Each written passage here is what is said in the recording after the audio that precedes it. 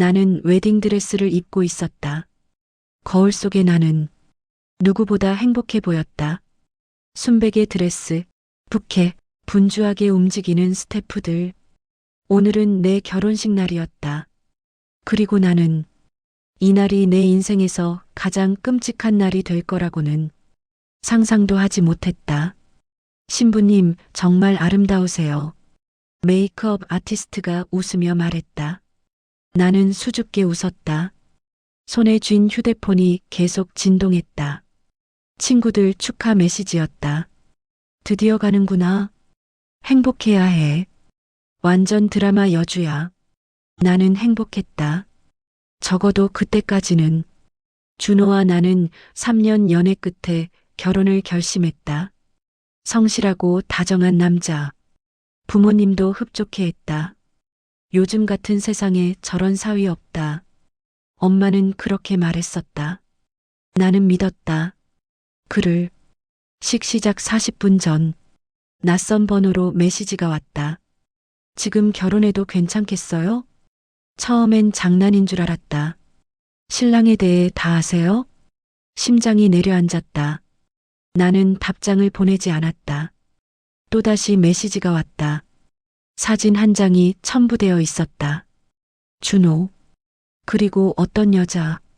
둘이 팔짱을 끼고 있었다. 날짜는 어제였다. 나는 숨이 막혔다.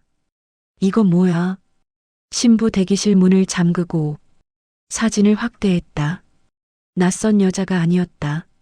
어디선가 본 얼굴. 머릿속이 빠르게 뒤섞였다. 그리고 기억이 떠올랐다.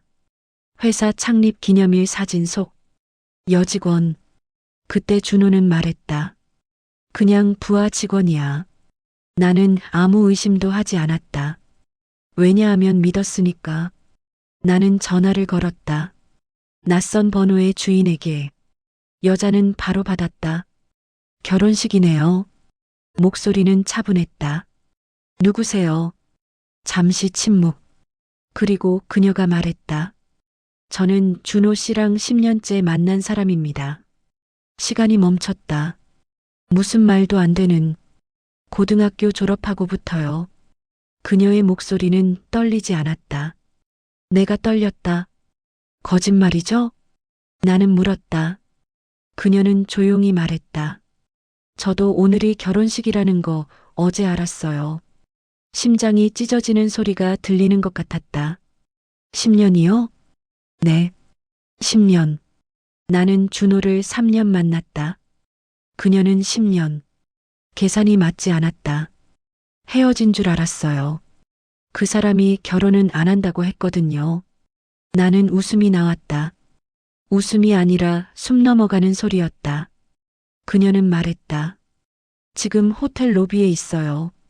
나는 굳었다. 뭐요? 증거 보여드릴게요. 나는 웨딩드레스 차림으로 대기실을 빠져나왔다. 복도 끝에서 그녀를 봤다. 단정한 블랙 원피스. 손에 작은 상자를 들고 있었다. 이거 5년 전에 그가 준 반지예요. 상자를 열자 남자 예물과 비슷한 디자인의 반지가 있었다. 안쪽 각인 JS 2018.04 16. 오늘 날짜는 2026.04 16. 나는 그 자리에 주저앉았다. 2018년 4월 16일. 나는 준호를 처음 만난 날이었다. 그는 나에게 말했다. 운명 같아요. 그날 밤 그는 다른 여자에게도 반지를 줬다. 같은 날, 같은 각인, 같은 말. 시작 10분 전. 엄마가 찾고 있었다. 지연아, 곧 입장해야 해. 나는 로비 유리창에 비친 나를 봤다. 순백의 드레스, 붉어진 눈, 그리고 옆에 서 있는 10년을 빼앗긴 여자. 그녀가 말했다. 전 망쳐도 괜찮아요. 근데 당신은 아직 늦지 않았어요. 그 말이 나를 깨웠다. 나는 신랑 대기실 문을 열었다. 준호는 활짝 웃고 있었다. 왜 이렇게 그는 멈췄다. 내 표정을 보고 나는 휴대폰을 그의 앞에 던졌다. 사진, 반지, 각인. 그의 얼굴이 하얗게 질렸다. 설명해. 나는 말했다. 그는 입을 열었지만 말이 나오지 않았다. 그 침묵이 모든 답이었다. 잠깐 만난 거야. 그의 첫마디였다.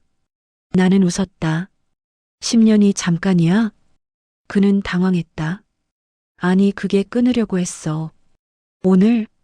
나는 묻지 않았다. 확인했다.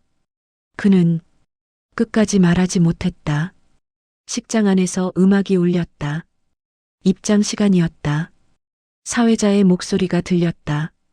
신부 입장. 사람들은 박수쳤다. 나는 문 앞에 서 있었다. 한 발짝만 내디디면 돌아갈 수 없는 길. 엄마의 얼굴, 아빠의 기대, 친구들의 눈물. 그리고 10년을 속여온 남자. 나는 결정을 내려야 했다. 나는 입장하지 않았다. 대신 마이크를 잡았다. 식장 안이 술렁였다. 나는 떨리는 목소리로 말했다. 오늘 이 결혼식은 여기서 멈추겠습니다. 순간 정적. 누군가 뭐야? 라고 속삭였다. 나는 이어 말했다. 신랑은 저와 만나는 동안 10년간 다른 여성과 관계를 유지해 왔습니다. 비명이 터졌다. 준호의 어머니가 자리에서 일어났다. 무슨 소리야? 나는 반지를 들어보였다. 같은 날짜, 같은 각인. 준호는 나를 붙잡으려 했지만 나는 물러섰다. 이 결혼은 사기입니다. 식장은 혼란에 빠졌다. 사진 기사, 하객, 가족들. 준호는 소리쳤다. 오해야. 나는 말했다. 10년이 오해야? 그 말에 그는 아무 말도 하지 못했다. 나는 드레스를 붙잡고 식장을 나왔다. 웨딩카 대신 택시를 탔다. 드레스 자락이 문에 끼었다. 기사님이 조심스럽게 물었다. 괜찮으세요? 나는 말했다. 이제 괜찮아질 거예요. 눈물은 그제야 터졌다. 나는 드레스를 입은 채 호텔 카페에 앉아 있었다. 맞은편에는 그 여자 수아. 우리는 서로를 바라봤다. 경쟁자도 적도 아니었다. 공범처럼 느껴졌다. 언제부터였어요? 내가 물었다. 수아는 잠시 생각하다 말했다. 고3 겨울. 재수학원에서 만났어요. 준호는 대학 새내기였고 그녀는 재수를 준비 중이었다. 그는 그녀에게 말했다고 한다. 힘들면 내가 옆에 있을게. 그 말은 10년을 버티게 했다. 수아는 모든 걸 알고 있었다. 그가 주말마다 회사 워크숍이라고 말한 날들, 출장이라며 비행기를 탔다던 날들, 그중 절반은 그녀와의 여행이었다. 나는 그 일정을 알고 있었다. 카톡으로 받은 출장 사진들. 나는 웃으며 답했다. 고생 많아. 그 시간에 그는 다른 여자와 와인을 마셨다. 10년은 우연으로 유지되지 않는다. 계획이었다. 그럼 저랑 만난 3년은? 내 질문에 수아는 눈을 내리깔았다. 그 사람이 당신은 그냥 소개팅으로 만난 사람이라고 했어요. 숨이 막혔다. 곧 정리할 관계라고. 그 말은 우리 둘 모두에게 했던 말이었다. 우리는 같은 문장을 서로 다른 자리에서 들었다. 그는 관계를 끊은 적이 없었다. 단지 균형을 맞추고 있었을 뿐. 집으로 돌아오자 엄마가 울고 있었다. 왜 그 자리에서 그런 말을 해? 아빠는 침묵했다. 체면이 무너진 자리였다. 친척들, 지인들, 회사 관계자들. 참고 살 수도 있었잖아. 그 말이 내 가슴을 쳤다. 10년이에요, 엄마. 나는 조용히 말했다. 참는 게 아니라 속는 거예요. 아빠가 그때 처음 입을 열었다. 잘했다. 그 한마디에 눈물이 다시 터졌다. 그날 밤 준호에게서 장문의 문자가 왔다. 정리하려고 했어. 결혼하면 자연스럽게 끝날 줄 알았어. 너는 진짜 사랑이었어. 나는 한 줄만 답했다. 그럼 10년은 뭐였어? 답은 오지 않았다. 수아는 며칠 뒤 나를 다시 찾았다. 저 임신했었어요. 심장이 내려앉았다. 3년 전에 준호는 결혼 이야기를 하던 시기였다. 그 사람이 지우자고 했어요. 지금은 안 된다고. 나는 말을 잃었다. 그는 두 사람의 인생을 동시에 설계하고 있었다. 필요한 만큼만 진심을 나눠가며 나는 상담을 시작했다. 상담사는 물었다. 그는 왜 10년을 유지했을까요? 나는 답했다. 욕심이요. 상담사는 고개를 저었다. 두려움일 수도 있어요. 그는 결정을 미루는 사람이었다. 누군가를 완전히 잃는 선택을 하지 못하는 사람. 그래서 둘 다 붙잡았다. 사랑해서가 아니라 잃기 싫어서. 준호는 직접 찾아왔다. 한 번만 얘기하자. 나는 문을 열지 않았다. 그는 문 밖에서 말했다. 난 둘 다 잃고 싶지 않았어. 그 말이 가장 정확했다. 그는 선택을 두려워했고 그 대가를 지금 치르고 있었다. 파혼 위자료 소송을 진행했다. 식장 계약금, 드레스, 하객 피해. 금액보다 중요한 건 기록이었다. 법원 서류에 적힌 문장, 혼인빙자 및 기망. 그 단어가 그의 10년을 요약했다. 결혼식 사건은 회사에도 퍼졌다. 영상이 찍혀 온라인에 떠돌았다. 결혼식 파혼 신부 폭로. 준호는 인사 이동됐다. 보직 해임. 그는 말했다. 왜 이렇게까지 해야 했어? 나는 대답했다. 10년은 우연이 아니잖아. 수아는 지방으로 내려갔다. 저도 이제 끝내야죠. 그녀의 얼굴은 지쳐 있었다. 우리는 악수를 했다. 적이 아니었다.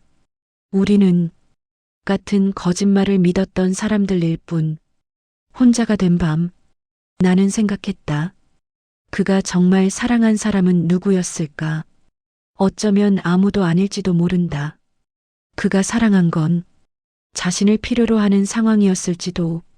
10년은 사랑의 증거가 아니라 결단하지 못한 시간이었다. 파혼 후 한 달, 준호는 회사 기숙사로 옮겼다. 집은 비워졌고 가구는 그대로였지만 생활은 사라졌다. 그는 처음으로 일정이 비어있는 주말을 맞았다. 연락할 사람도 기다리는 사람도 없었다. 10년 동안 그는 늘 누군가의 시간을 점유하고 있었다. 그 공백이 이제야 시작됐다. 회사 내 평판은 빠르게 식었다. 결혼식에서 파혼당한 사람.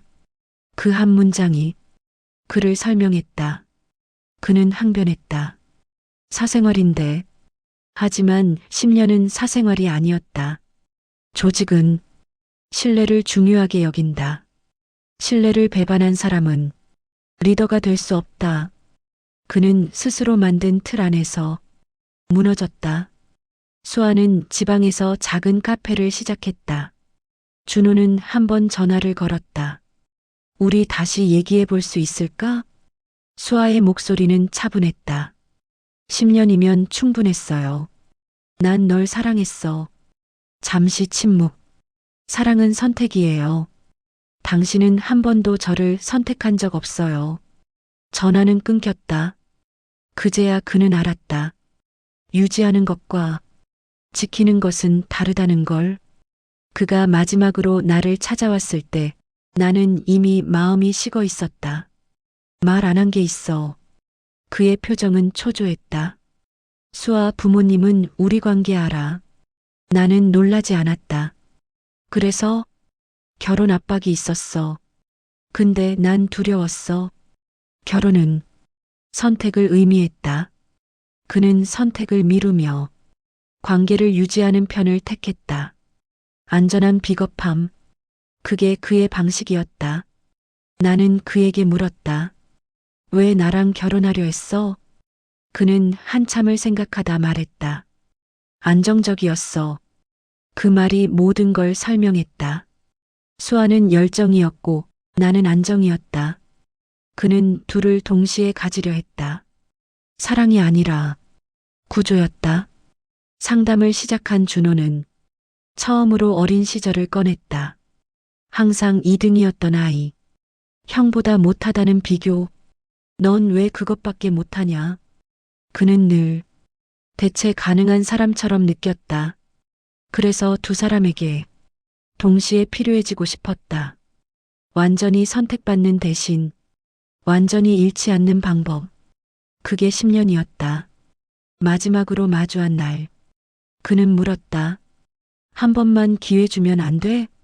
나는 고개를 저었다. 난 선택받고 싶어. 남겨지고 싶지 않아. 그는 울지 않았다. 대신 고개를 숙였다.